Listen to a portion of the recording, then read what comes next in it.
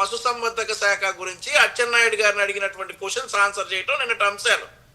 కానీ మీరు సంబంధం లేనటువంటి హెరిటేజ్ డైరీని తీసుకొచ్చి అందులో ఇందాపూర్ మా సబ్సిడరీ యూనిట్ అని చెప్పేసి ఒక పుకారు తీసుకొచ్చి దాని గురించి గెలిపించింది. వంశీ గారు నేను ఒక మాట చెప్తాను. ఈ రోజు మన రాష్ట్ర సమస్య కాదు అది.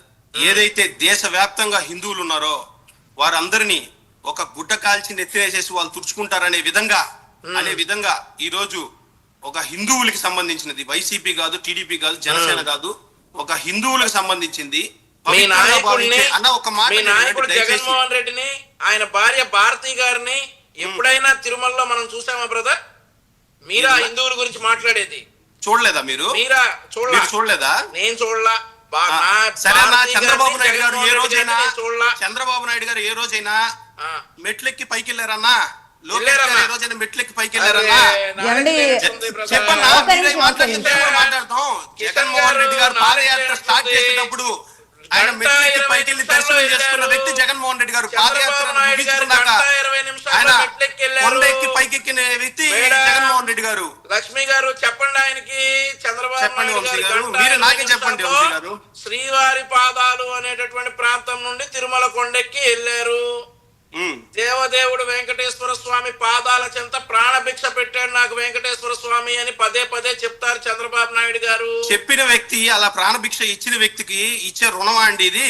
ఆయన పవిత్రంగా భావించే లడ్డూ గురించి ఒక వ్యాపారం కోసం నేను చెప్పేది ఒక వ్యాపారం కోసం చంద్రబాబు నాయుడు గారు దౌర్భాగ్యం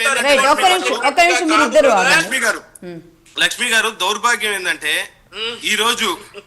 ఈ రోజు తెలుగుదేశం పార్టీలో ఉండేటటువంటి హిందువులు కావచ్చు, వెంకటేశ్వర స్వామి అభిమానులు కావచ్చు, ఇలా కల్తీ జరిగింది, చంద్రబాబు నాయుడు గారు గుడ్డు మాంసం కలిసిందంటే కలిసింది అంటున్నారు.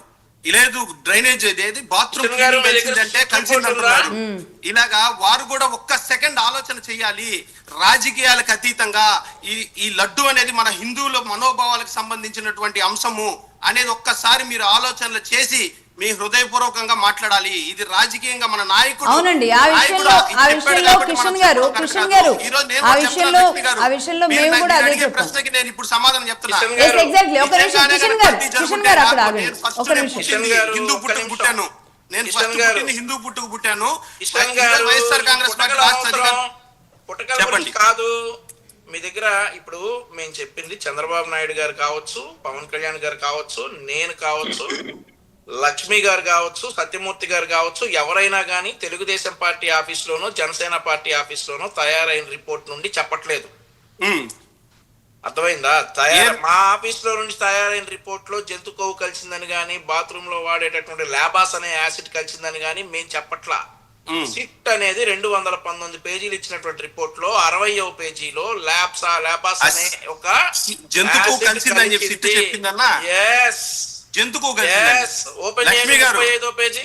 జంతుకు కలిసిందని చెప్పని వంశీ గారు 10% బిలో ఉన్నది. అది ఎగ్జాక్ట్లీ జంతుకో కాదా అనేది ఆ టెక్నాలజీ మన దగ్గర లేదు అనేది ఓపెన్ చేయండి మేడం.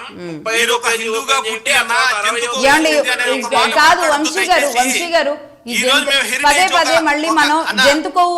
ఒక నిమిషం కిషన్ గారు ఆగండి. కిషన్ గారు